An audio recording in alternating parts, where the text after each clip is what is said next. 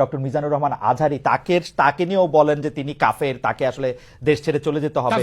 তখন তখন তখন আমরা একটু কনফিউজ হয়ে যাই। এগুলো খুব খারাপ অভ্যাস, আরেকজনকে কাফের বলা, মুশরিক বলা। আপনি যদি কাউরে কাফের বলেন, সে যদি কাফের না হয়, আপনি নিজেই কাফের হয়ে যাবেন। নিউ ইয়র্কের ম্যানহাটন থেকে আপনাদেরকে স্বাগত জানাচ্ছি আমি খালেদ মুহিউদ্দিন। বাংলাদেশের রাজনীতিতে নানা ধরনের পরিবর্তন দেখা যাচ্ছে হচ্ছে বাংলাদেশের সমাজনীতিতেও নৈতিকতা, ধর্ম এবং নানা বিষয় নিয়ে নানা আলোচনা চলছে। এসব নিয়ে কথা বলার জন্য আজ আমাদের সঙ্গে রয়েছেন ডক্টর মিজানুর রহমান আজহারীকে। আপনাকে আমাদের অনুষ্ঠানে স্বাগত জানাই। আপনি আমাদেরকে সময় দিয়েছেন, সেজন্য শুভেচ্ছা ও কৃতজ্ঞতা জানবেন। নাহমাদুহু ওয়া নুসাল্লি আলা রাসূলিহিল কারীম, আম্মা বা'দু, ফাআউযু বিল্লাহি মিনাশ শাইতানির রাজীম, বিসমিল্লাহির রহমানির রহিম। শুরুতেই আল্লাহ রাব্বুল ইজ্জা ওয়াল জালালের দরবারে শুকরিয়া জানাচ্ছি যে আল্লাহ তাআলা আমাদেরকে স্বাস্থ্যকর জীবনযাপনে ইসলামের ভূমিকার শীর্ষক একটি টপিক নিয়ে একটি আলোচনাতে অংশগ্রহণের সুযোগ দিয়েছেন। আমরা শুরুতেই পড়ে নিচ্ছি কালিমাতুশ শুকর, আলহামদুলিল্লাহ। আমাদের সাথে আরও থাকছে তাহরিকে খতমে নবুয়ত বাংলাদেশের আমির জনাব আল্লামা মুফতি ডক্টর সাইয়েদ মোহাম্মদ এনায়েতুল্লাহ আব্বাসী ও সিদ্দিকী। ডক্টর আব্বাসী, আপনাকে আমাদের অনুষ্ঠানে স্বাগত জানাই। আপনি আমাদেরকে সময় দিয়েছেন, সেজন্য আমাদের কৃতজ্ঞতা এবং শুভেচ্ছা জানাবেন।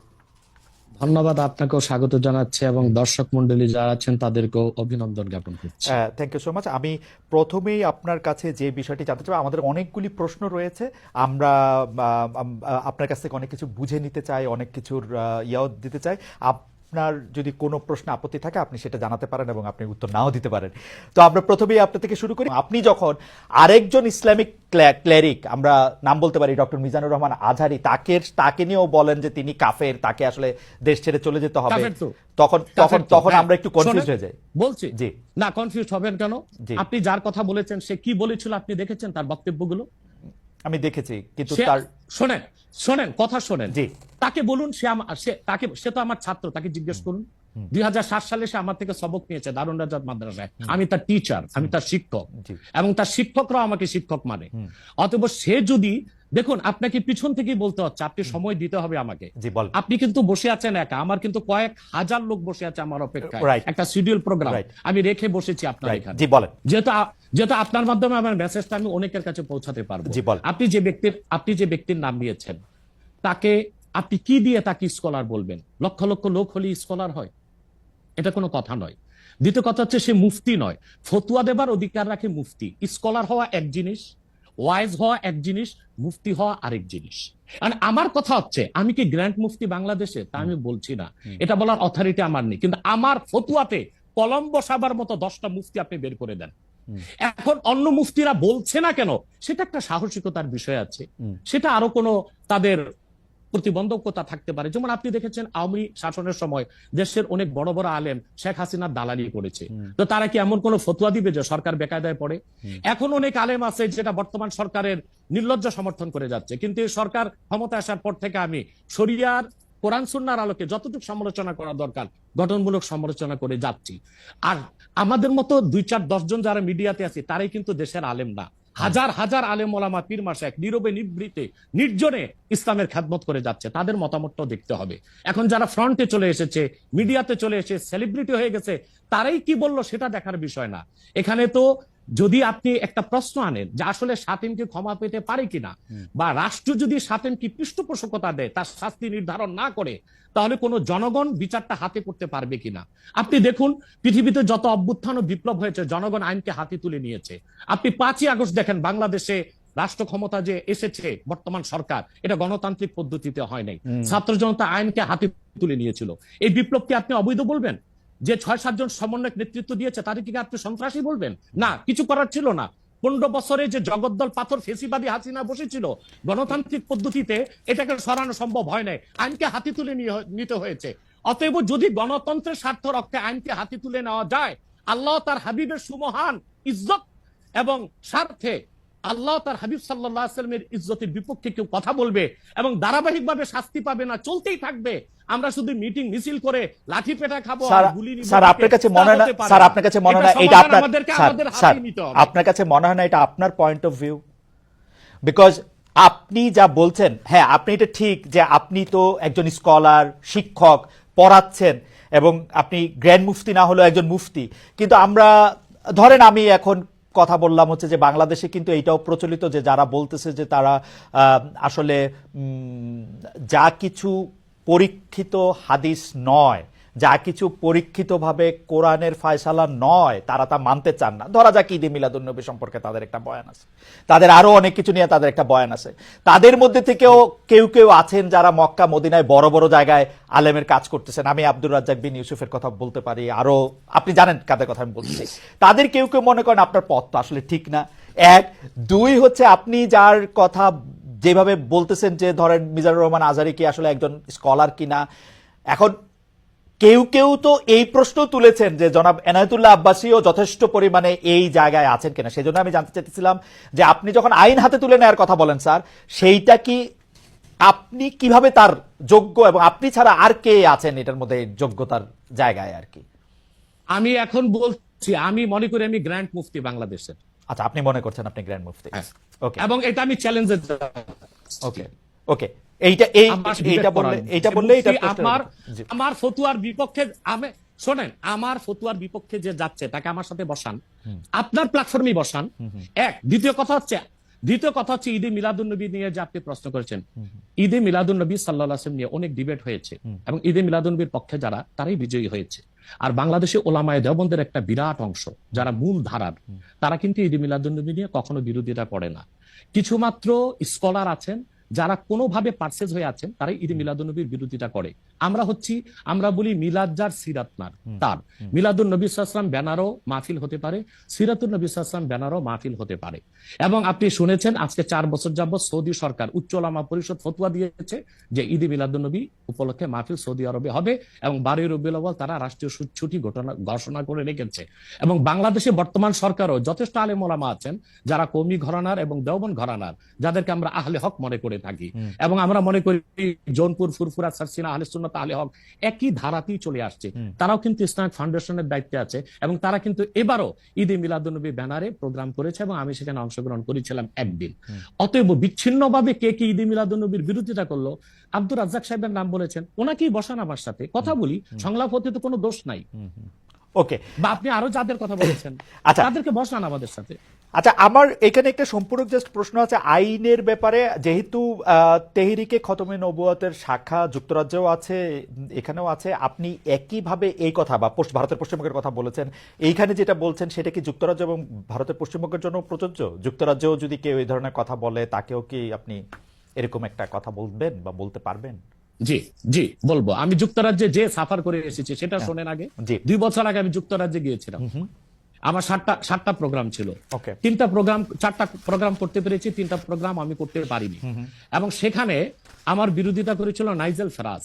আপনি জানেন তাকে, সিএনএন নিউজ প্রেজেন্টার, এবং সে ব্রেক্সিট আন্দোলনের হোতা ছিল এবং সে ব্রিটিশ পার্লামেন্টে মেম্বার ছিল। আমার যেদিন সেন্ট্রাল লন্ডনে প্রোগ্রাম ছিল, নাইজেল ফারাজ লং মার্চের ঘোষণা দিয়েছিল এবং আমি সেখানে যেতে পারি নাই। কেন? নাইজেল ফারাজ 23টা প্রতিবেদন করেছিল আমার বিপক্ষে। তার মধ্যে উল্লেখযোগ্য ছিল যে আমি মুরতাদের শাস্তি মৃত্যুদণ্ড চাই। বাট ব্রিটিশ পুলিশ আমাকে অ্যারেস্ট করেনি এবং ব্রিটিশ পুলিশ আমাকে শুধু প্রোগ্রাম করতে দেয়নি সহিংসতা বেশের জন্য। কিন্তু আমি রানীকে গালি দিয়েছি, সেটাও সেখানে তুলে ধরা হয়েছে। আমি রানীকে গালি দেওয়া যায় ইংল্যান্ডে? মুরতাদের শাস্তি মৃত্যুদণ্ড চেয়েছি, সেইটা 23টা প্রতিবেদন করে আমার এই বক্তব্য ফতোয়াগুলো সেখানে লন্ডনে দেখানো হয়েছে। আমি বাংলাদেশে যে চরিত্র, লন্ডনে সেই চরিত্র, পশ্চিম বাংলায় সেই চরিত্র। ওকে, আমি এবার একটু, আপনি যেহেতু মুফতি এবং নিজেকে পরিচয় দিলেন গ্র্যান্ড মুফতি, আমি একটা বিষয় একটু আপনাকে একটা বিষয় একটু আপনার দৃষ্টি আকর্ষণ করতে চাই। সেটি হচ্ছে যে আপনি মানে আপনার কাছ থেকে বুঝে নিতে চাই স্যার, যে যদিও আপনি আসলেই আমার চেয়ে বয়সে ছোট, কিন্তু আসলে বিদ্যায়, বুদ্ধিতে, শিক্ষায়, অনেক কিছুতে মানে জ্ঞানে আপনি আমার চেয়ে বড় বলে আপনাকে স্যার সম্বোধন করছি আমি। না, আপনি বলেছেন যে মসজিদে গিয়ে নারীদের জন্য বা মহিলাদের জন্য জামাতে নামাজ আদায় করা মাকরু। কিন্তু আমি আপনার এই বক্তব্যটার পরিপ্রেক্ষিতে আমি দেখতে পাচ্ছি যে এটা তো বরং মাকরু নয়, কেউ কেউ এটাকে মুস্তাহাব বা এনকারেজ বলতে চান। অনেকে উদাহরণ দিচ্ছেন আয়েশা, যিনি প্রফেটের স্ত্রী ছিলেন, রাদিয়াল্লাহু আনহা, আয়েশা রাদিয়াল্লাহু আনহা, উনি ইমামতি করে মেয়েদের নামাজ পড়িয়েছেন। এবং যে জায়গায় আপনি এটা মুকরু বলছেন, ওই জায়গায় কেউ মুস্তাহাব বলতে গিয়ে আপনার বক্তব্যের বিরোধিতা করছেন। এটা নিয়ে আপনি যদি আমাদের একটু বলেন। এটা আমি চ্যালেঞ্জ করছি, ওপেন চ্যালেঞ্জ। আম্মা জান আয়েশা রাদিয়াল্লাহু তাআলা আনহা কখনোই ইমামতি করেননি, বরং জাকওয়ান ইমামতি করেছিল, পিছনে তিনি নামাজ পড়েছিলেন। সেটা ফরজ নামাজ ছিল না, তারাবিয়ার নামাজ। আপনাকে যে তথ্য দিয়েছে সে ভুল তথ্য দিয়েছে। ওকে, সেটা মেয়েদের নামাজ পড়াটা মুস্তাহাব কিনা? এক এক দ্বিতীয় হচ্ছে আল্লাহর হাবিব সাল্লাল্লাহু আলাইহি ওয়াসাল্লামের নূরের জামানায় মসজিদ নববীতে মহিলাদেরকে অ্যালাউ করা হতো, তারা নামাজে আসতেন। কিন্তু আল্লাহর হাবিব সাল্লাল্লাহু আলাইহি ওয়াসাল্লাম মহিলাদেরকে নিরুৎসাহিত করেছিলেন, নিষেধ করেন নাই। কারণ মহিলাদেরও দিন শেখা বাকি ছিল এবং আল্লাহ হাবিব সাল্লাল্লাহু আলাইহি ওয়াসাল্লামের কাছে ওহী আসতো, সেজন্য মহিলাদের নিষেধ করা হতো না, তারা মসজিদে আসতেন। হযরত ওমর রাদিয়াল্লাহু তাআলা আনহু তার খেলাফতের সময় বলেছেন মহিলাদের জন্য ঘরেই নামাজ পড়াটা উত্তম। তখন প্রচুর পরিমাণ সাহাবী উপস্থিত ছিলেন, তারা হযরত ওমরের এই কাজে কেউ বাধা দেননি। সেজন্য মহিলাদের মসজিদে আসাটা হারাম নয়, মাকরু বলা হয়েছে জামাতে আসা। কারণ আম্মাজান আয়েশা রাদিয়াল্লাহু তাআলা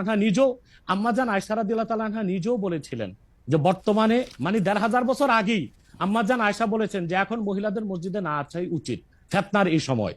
তো ১৫০০ বছর আগে যদি ফিতনার আশঙ্কা করে আম্মাজান আয়েশা মসজিদ নববীতে মহিলাদের আসাটাকে নিরুৎসাহিত করে থাকেন, তাহলে হযরত ওমর রাদিয়াল্লাহু তাআলা আনহুর সিদ্ধান্তটা সঠিক ছিল। আর বর্তমান যুগে সেটা আমরাও নিরুৎসাহিত করি, এজন্যই মাকরু বলি। মাকরু মানে হারাম নয়, খুব কঠিনভাবে নিষিদ্ধ নয়, জাস্ট নিরুৎসাহিত করা।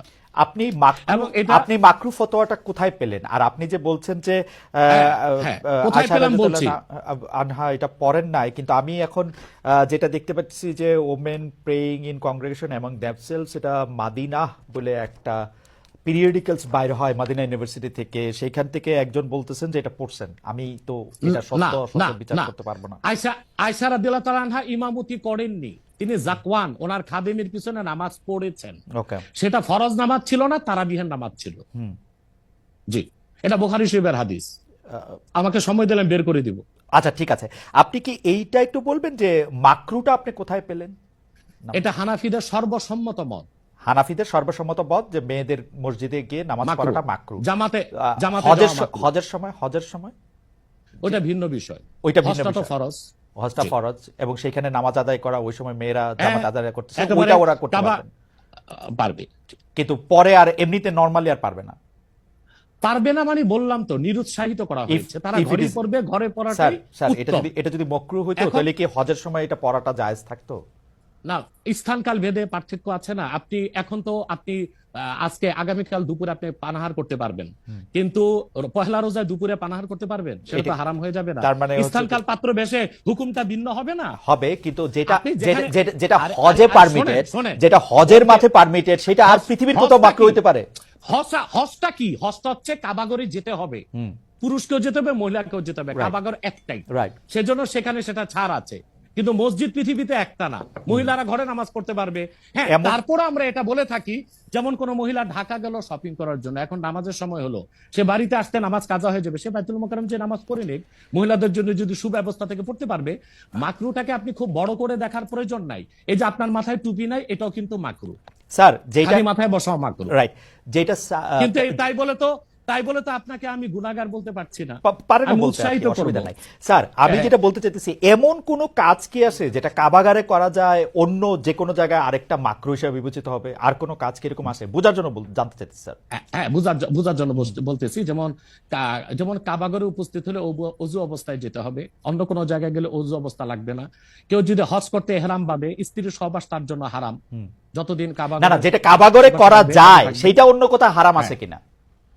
কাবাগর, হ্যাঁ হারাম আছে। যেমন কাবাগর তোয়াফ করা হচ্ছে ফরজ, হজের একটা ফরজ, কিন্তু পৃথিবীর অন্য কোনো ঘর কোনো জায়গায় তোয়াফ করা যায় না, সেখানে যেটা যে অন্য জায়গায় যায় না। মানে যেহেতু কাবাগর তোয়াফ করা যায়, মানে কাবাগর শুধু তোয়াফের জায়গা, কাবাগর তোয়াফ করা ফরজ, কিন্তু পৃথিবীর অন্য কোন মসজিদ বা আল্লাহর ওলির কোন কবর বা মাজার তো তোয়াফ করা যাবে না, সেটা তো শিরক। আচ্ছা, তাহলে স্থানকাল পাত্র ভেদে এবং সময়ের ভিন্নতার কারণে হুকুম পরিবর্তন হয়। যেমন আমি আপনাকে একটা উদাহরণ দিয়েছি, আগামীকাল আপনাকে দুপুরে খেতে হবে, সেটা খাওয়া আপনার জন্য সওয়াবের কাজ। আল্লাহ বলেছেন কুলু ওয়াশরাবু, খাও পান করো, কিন্তু ঠিক পহেলা রোজার দিন দুপুরে আপনি খেতে পারবেন না, সেটা হারাম। অথবা মাকরুর বিষয়টাও স্থানকাল পাত্র ভেদে তো পরিবর্তন হবে। লাস্ট কোশ্চেন এই সিরিজে জাস্ট বোঝার জন্য, আমাদের অনেক দর্শক জানাচ্ছেন যে সৌদি আরব সহ ইসলামী বিশ্বের অনেক দুনিয়ায় মেয়েদের জামাতে নামাজ পড়ার ব্যবস্থা মসজিদে আছে, তাহলে সেই ব্যাপারটা কি মাকরু কিনা এবং তাদের শরিয়া বোর্ড সেইটাকে আসলে পরীক্ষা করছে কিনা? আবার বলেন তো প্রশ্নটা। এমন অনেক মুসলিম দেশ আছে, সৌদি আরব সহ, আরব দেশ সহ, যেখানে জামাতে মেয়েদের নামাজ পড়ার ব্যবস্থা আছে। বিশেষ করে রমজানের সময় তো তারাবির নামাজের ক্ষেত্রে মেয়েরা অনেকেই যান, তো সেই ক্ষেত্রে তারা এই মাকরুর ব্যাপারটা অবগত কিনা, তাদের শরিয়া ব্যাপারটার দিকে নজর রাখছে কিনা? আপনি হয়তো বা ভুলে গেছেন আমার উত্তরটা। হানাফি মাযহাব মতে মাকরু। আমরা যেহেতু আচ্ছা। মাযহাব হানাফি মানি এই জন্য মাকরু, কিন্তু সৌদি আরবে হানাফি মাযহাব না, হাম্বলি মাযহাব, আচ্ছা। সেখানে মাকরু না। আচ্ছা, মানে হানাফি মাযহাব মতে মাকরু।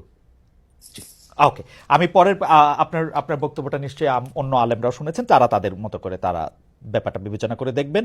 আমরা এটা শুনলাম। এইবার নেক্সট প্রসঙ্গে বা প্রশ্নে আসি।